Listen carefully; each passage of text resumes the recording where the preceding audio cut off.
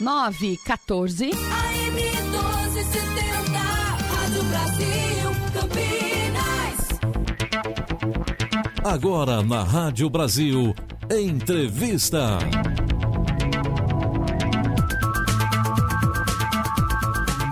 E olha, é muito comum a gente conversar aí com as pessoas e escutar a seguinte frase: ai, tô muito cansado. Nossa, como eu tô esgotado e fevereiro ainda nem acabou. Já tinha gente falando isso em janeiro. Aí a gente fica pensando, o que será que tá acontecendo? Será que nós estamos passando por uma pandemia de exaustão? Muita gente reclamando dessa fadiga emocional. Então, a gente vai tentar entender um pouco mais e se você, amigo, se identificar com isso, manda mensagem aqui no nosso WhatsApp. O nosso entrevistado é o Lute Cristóforo, ele que é aí psicólogo e hoje participa aqui conosco do Manhã Brasil. Lute, seja bem-vindo, bom dia. Bom dia, Camila, tudo bem? Tudo bem, e com você? Tudo ótimo. Bom, estamos aí, né, na terça-feira de carnaval, então tem gente que nem parou para pensar nisso, né? Só tá curtindo a folia, mas amanhã a vida volta ao normal. Agora, É verdade. quando a gente fala, né, dessa questão da saúde emocional, saúde mental, tivemos aí o mês de janeiro todo, né, relacionado aí à conscientização. É muito comum você escutar aí dos seus pacientes: ai, tô cansado, nossa, tô esgotado, parece que o ano nem começou e eu já tô assim. O que tá acontecendo, hein? É muito comum, sim, e não só agora, né, que a gente está na metade de fevereiro, já em janeiro eu já escutava isso. Sei lá, na primeira quinzena de janeiro já tinha dizendo que já tinha gente falando que, nossa, o ano mal começou e já estou esgotado, né? Por quê? Porque a gente cria, primeira coisa, a gente cria, quando vira o ano, né, tem essa fantasia do ano novo, tudo vai mudar, e as pessoas criam metas, às vezes, muito irreais, assim, né? Poxa, esse ano, então, a pessoa não fazia academia nunca no ano passado e tal, falou, agora eu vou fazer academia todo dia. Não vai fazer academia todo dia. Começa aos poucos, começa fazendo 2 vezes por semana, 3 vezes por semana. Então as pessoas começam a criar metas muito além daquilo que elas podem conseguir num curto espaço de tempo, né, no primeiro passo, sim.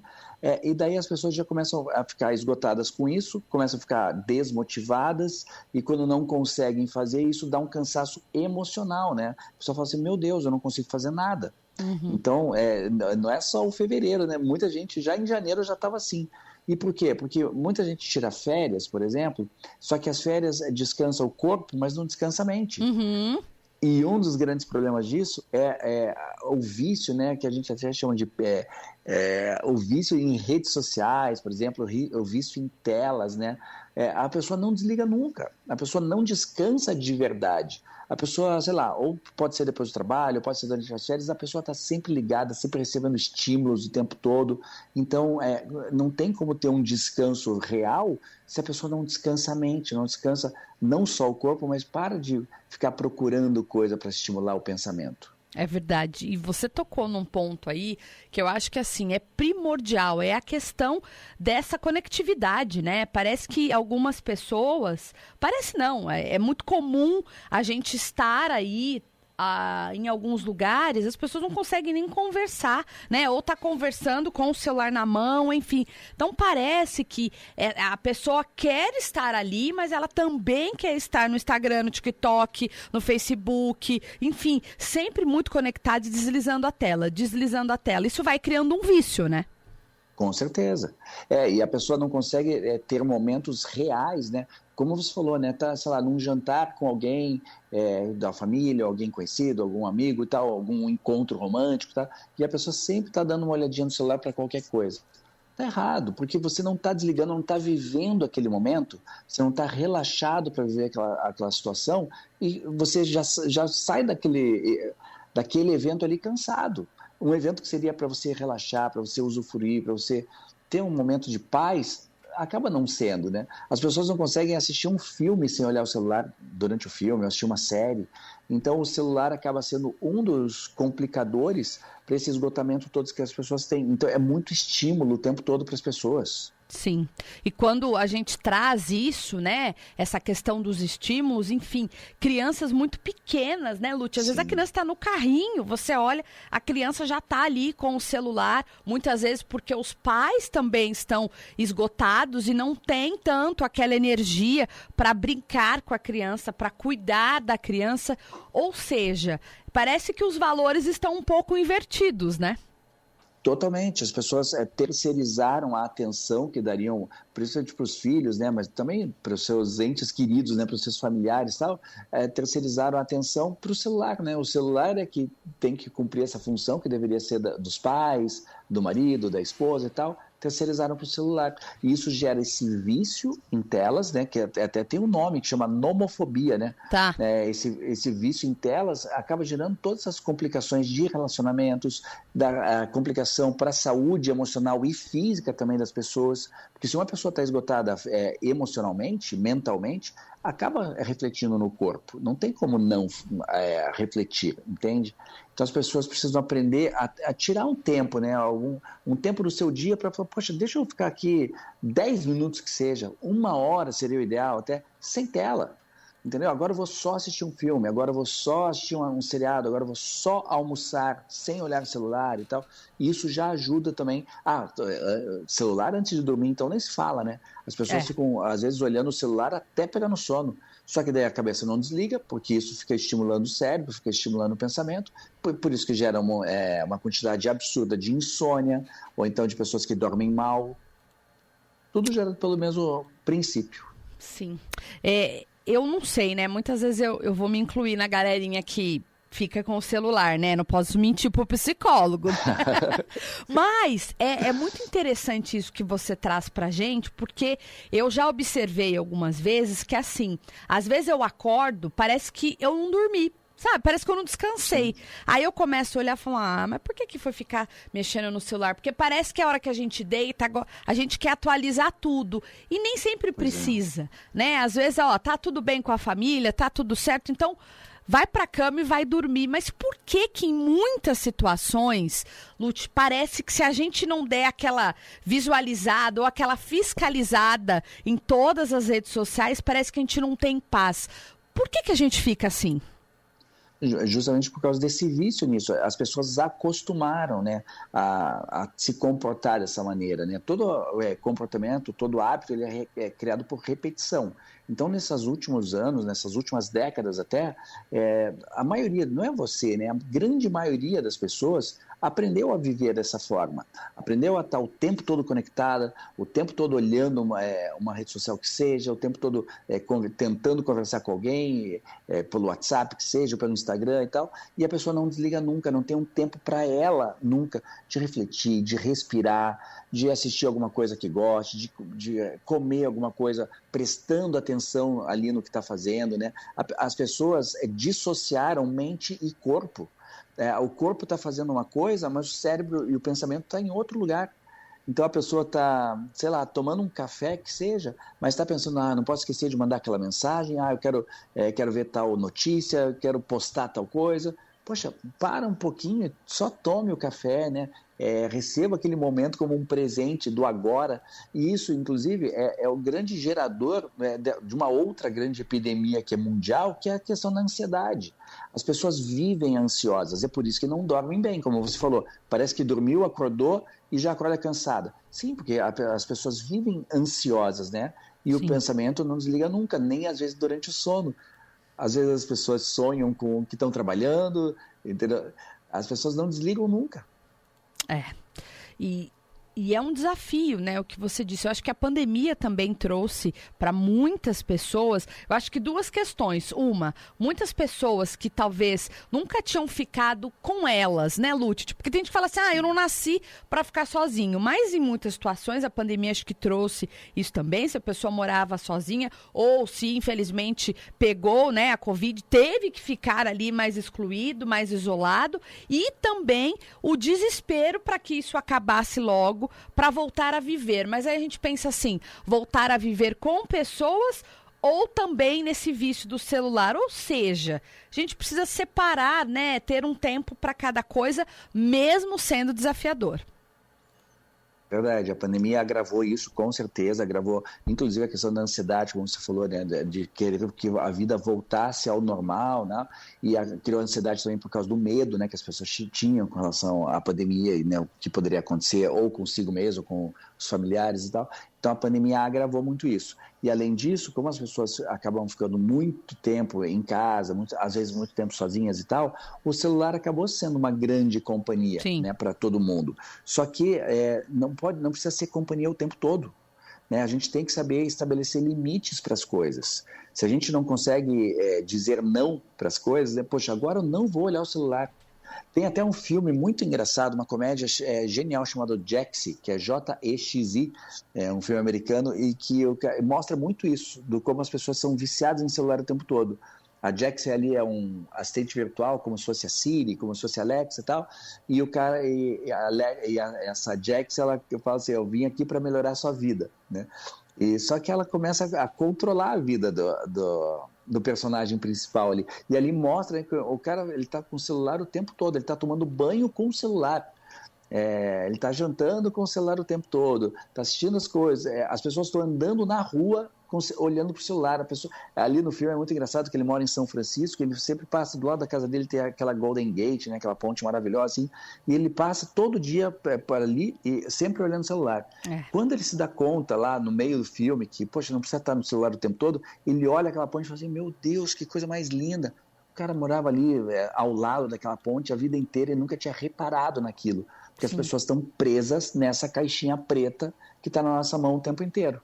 É verdade isso, a gente observa, né, que muitas pessoas, ou dentro do carro, que é extremamente proibido, mas é muito mais comum, infelizmente, do que a gente imagina, ou o próprio pedestre, né, às vezes está ali com o fone, sempre olhando para o celular. Aí a gente sabe da questão de um possível acidente, ou algo que eu acho que talvez a pessoa às vezes passa ali todos os dias e não sabe o que tem ao redor. Às vezes você fala, e é ali que a pessoa fala, não sei por quê. Está ali olhando para a tela o tempo todo. Então, assim, não amplia a visão, né? Exatamente, as pessoas não reparam o que está ao seu redor, não percebem as coisas, e não só com lugares, né? Até com pessoas, né? Às vezes tem 4 pessoas dentro do carro e, por exemplo, as 2 de trás, às vezes adolescentes, às vezes até adultos, né? Então, como você falou, com o seu fone de ouvido, olhando para a sua tela e tal, e não interagem entre elas.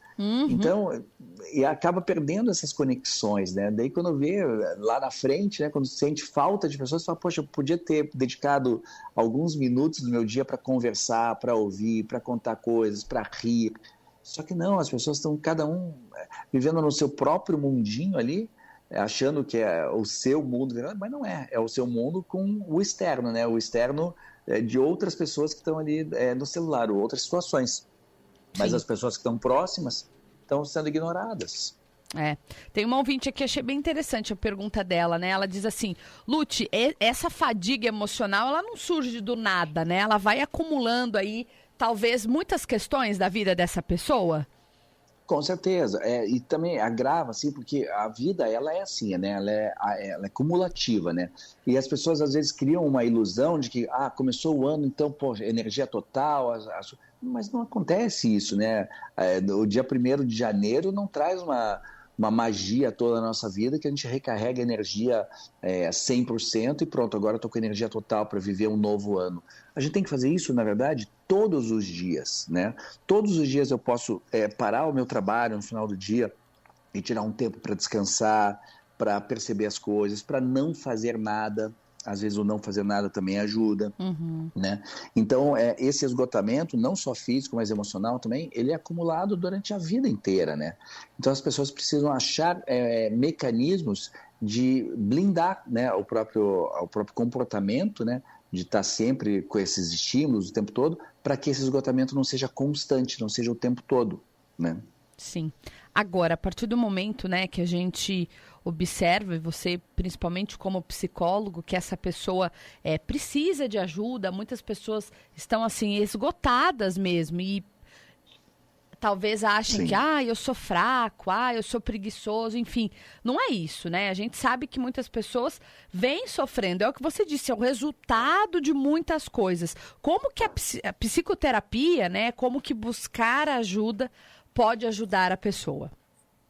A primeira coisa é a pessoa entender que procurar ajuda não é sinal de fraqueza. Pelo contrário, isso é uma força. Você fala assim, poxa, eu não sou capaz de lidar com tudo o tempo todo, então buscar ajuda, isso mostra que eu sou forte o suficiente para reconhecer isso e saber que tem alguém que ali pode me escutar, uma escuta ativa, uma escuta sem preconceitos, uma escuta sem julgamentos e tal.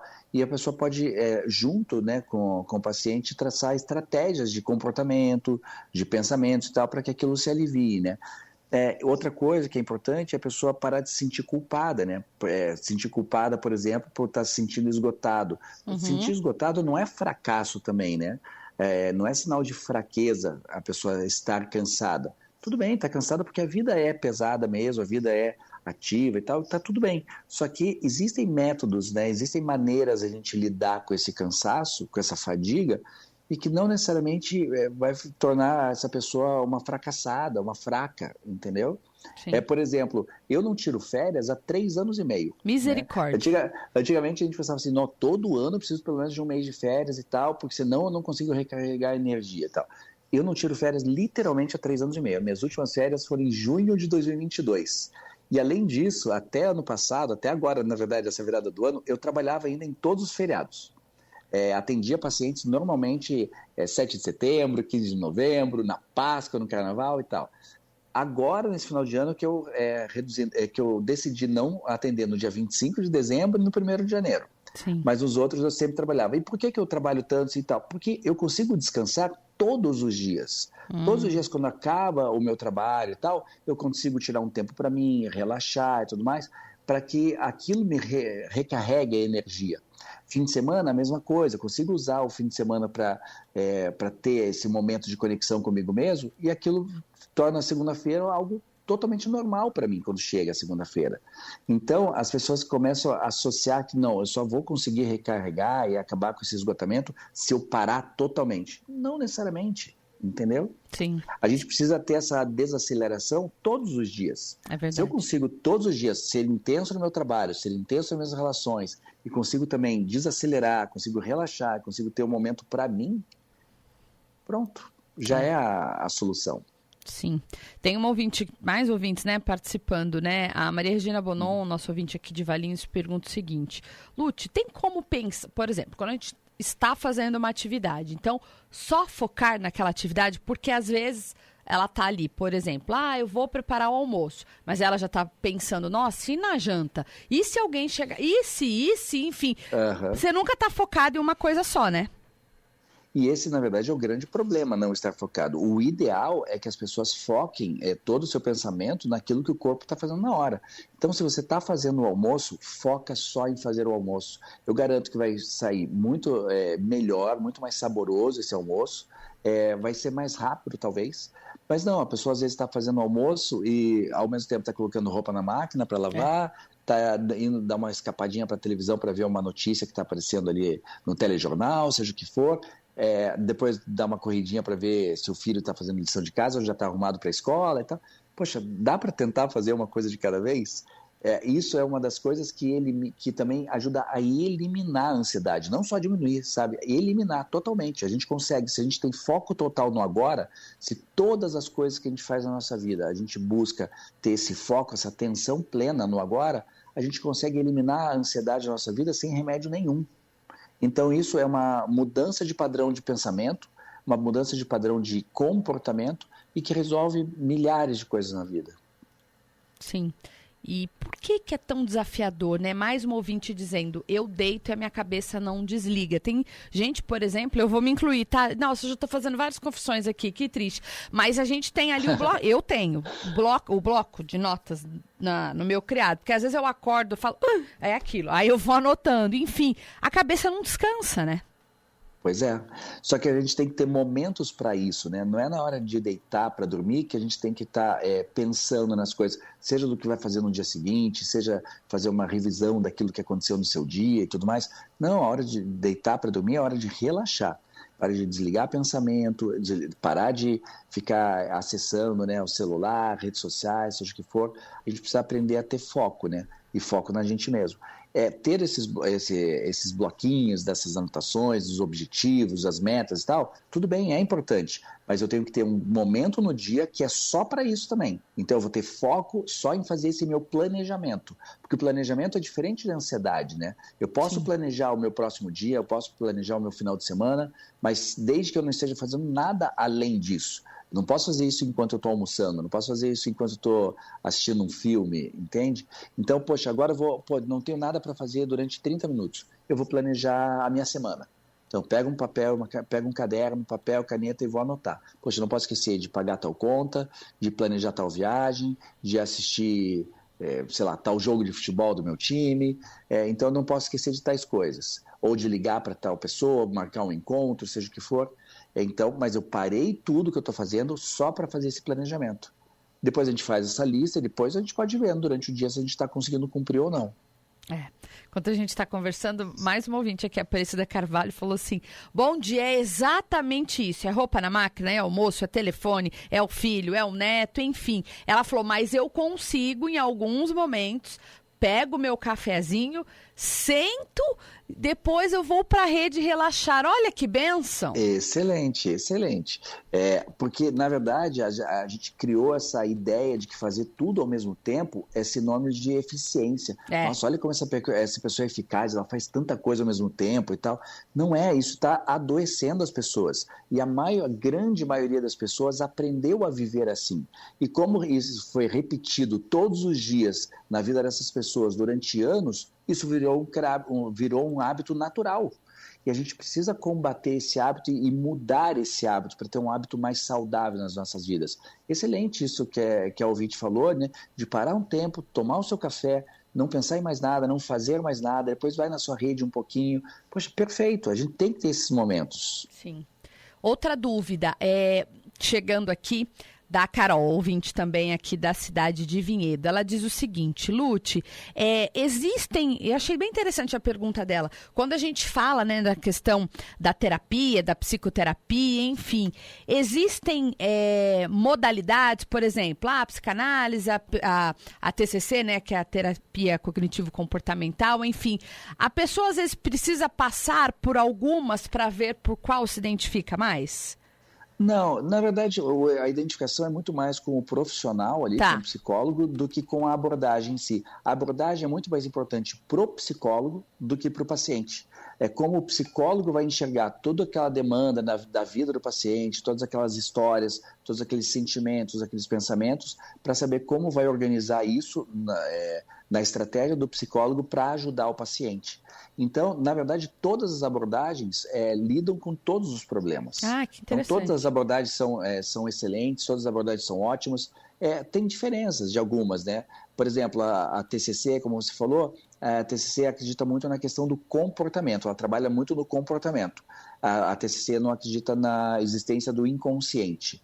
Já a psicologia analítica, né, do Jung, que é a que eu sigo, para nós o inconsciente é a maior parte da nossa mente, né, da nossa psique. Então tem muita coisa que a pessoa vive no seu dia a dia, ali no seu contexto familiar, das suas relações e tudo mais, e que a pessoa não entende por que ela age assim, é porque tem muita coisa ali que já está enraizada no seu inconsciente por alguma coisa que aconteceu no passado, alguma coisa que ela aprendeu, que ela sofreu. Então aquilo virou um hábito justamente porque está preso no seu inconsciente. Então são maneiras diferentes de olhar a mesma coisa e todas elas vão achar estratégias e todas vão ser eficazes. Então o mais importante para o paciente é ter o vínculo com o psicólogo. Poxa, eu me identifiquei com esse psicólogo, eu me sinto acolhida, me sinto ouvida pelo psicólogo, pela psicóloga, essa pessoa está prestando atenção no meu problema, nas minhas demandas aqui, está tentando me mostrar caminhos. Pronto, esse é o principal motivo que tem que ser de busca de um profissional qualificado ali na terapia, não a abordagem dele. Sim, até porque, né, eu acho que é tão primordial hoje em dia a gente ter alguém que olha para você e fala, tô aqui, pode falar, né? Sim. Te escuta e não te julga, né? Exatamente, porque a diferença justamente da terapia para uma conversa com amigos é justamente essa.